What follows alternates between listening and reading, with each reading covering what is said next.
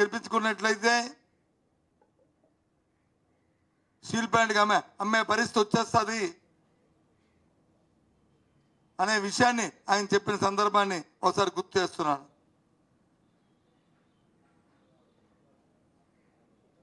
ఆ విషయాన్ని మళ్ళీ ఇప్పుడు చెప్తున్నాం. దయచేసి ఆ పరిస్థితి తాకండి. ప్రజా మనోభావాల్ని ఆలోచించండి. ఆ రోజు సాక్షాత్తు ముఖ్యమంత్రి గారే విశాఖపట్నంలో బహిరంగ సభల్లో మాట్లాడినప్పుడు చంద్రబాబు నాయుడు గారు ఏం మాట్లాడారో ఒకసారి మళ్ళీ అవి తిరిగేసి చూడండి. మీరు ఏం మాట్లాడారో.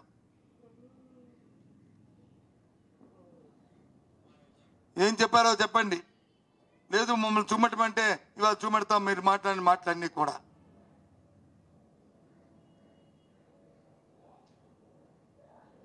అలాగే సాక్షాత్తు ఉప ముఖ్యమంత్రి గారు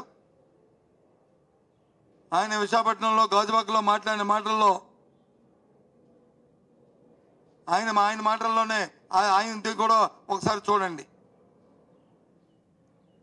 లేదు మమ్మల్ని చూపెట్టమంటే మేము చూపెడతాం. ఏ విధమైన మాటలు మాట్లాడారు. ఆ మాటల మీద మీరు స్టిక్ అనే ఉండండి. ఆ మాటల మీద నిలబడండి.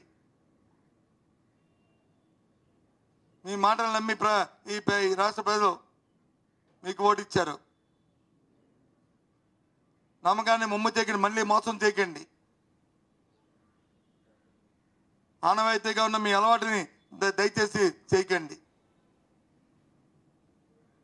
అమాయకులు మోసం చేయకండి దయచేసి. ఎందుకంటే ఈ దేశంలో ఎన్నో పరిశ్రమలు వచ్చాయి. ఎన్నో పోరాటాలు జరిగే పరిశ్రమల గురించి. కానీ పరిశ్రమలు వద్దని పోరాటాలు జరిగే దేశంలో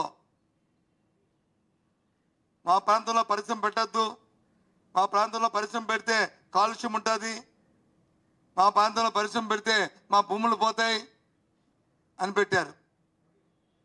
కానీ విశాఖ ఉక్కు పరిశ్రమ ఉద్యమం అది కాదు. మా ప్రాంతానికి పరిశ్రమ కావాలని పోరాటం చేశారు. ఇది దేశంలో ఎక్కడో అరుదైన అంశం. రాష్ట్రంలోనే కాదు దేశంలోనే అరుదైన అంశం. నాకు తెలిసి దేశంలో ఎక్కడ ఎలాంటి పోరాటాలు జరగలే.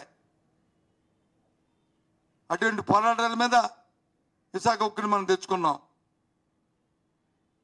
సాధించుకున్నాం.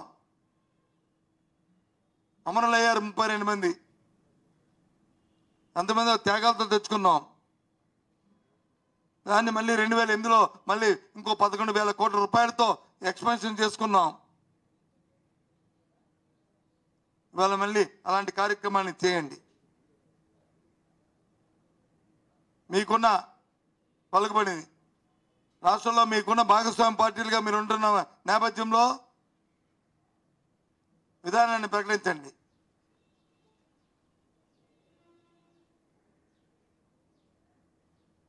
ఏదో ఇవాళ తెలుగుదేశం పార్టీ ఒకటే కాదు, ఇవాళ అధికారం ఉంది రాష్ట్రంలో ఉన్నది.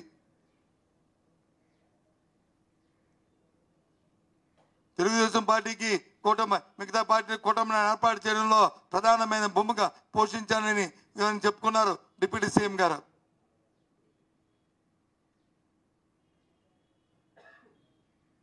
ఆ ప్రధానమైన భూమిని ఈ స్టీల్ ప్లాంట్ గురించి మీరు ఉపయోగించండి.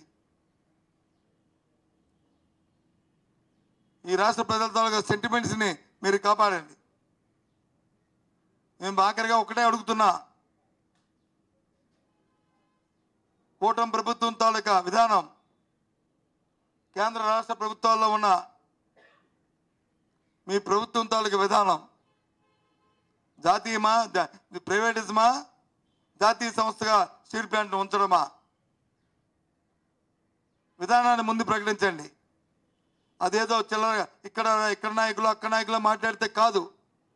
అయితే సాక్షాత్తు ఇక్కడ ముఖ్యమంత్రి ఉప ముఖ్యమంత్రి మాట్లాడాలి, లేదు కేంద్రంలో ఉన్న ప్రధానమంత్రి వారు మాట్లాడాలి. ప్రభుత్వం అధికారంలోకి వచ్చిన వెంటనే ఉక్కు శాఖ మంత్రి వచ్చారు, స్టీల్ ప్లాంట్ చూశారు. ప్రెస్ కాన్ఫరెన్స్లో మీ ప్రెస్ సోదరులు అడిగారు, మీ విధానం ఏంటని అడిగారు. నా